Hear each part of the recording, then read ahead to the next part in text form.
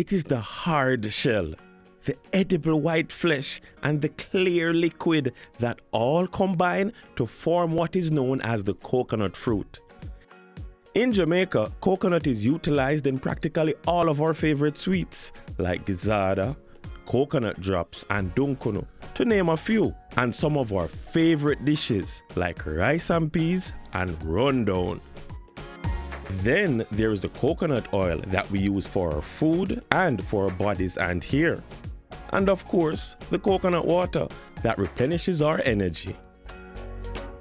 But have you ever given any thought to how the coconut fruit came to be one of the greatest commodities to come out of our soil? For one, coconuts were brought to the island by Spanish settlers in the 16th century and are utilized in a variety of ways, both raw and in derivative products such as coconut drops. Then, it all came down to its survival from there. Coconut breeding in Jamaica started in the late 1950s, which was when the research department was instituted. Its main order of business was to find varieties or hybrids that were resistant to lethal yellowing disease, which was widely affecting coconuts at the time.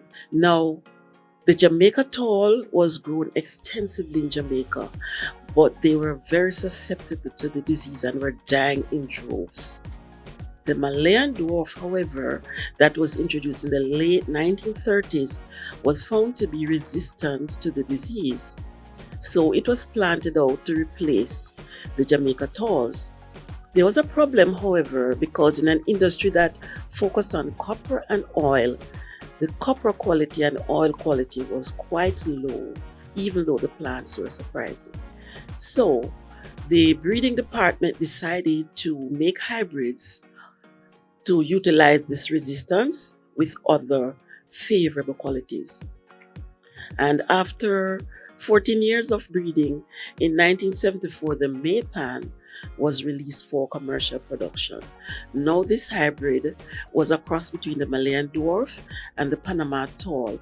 The Panama tall was introduced like in the early 20th century.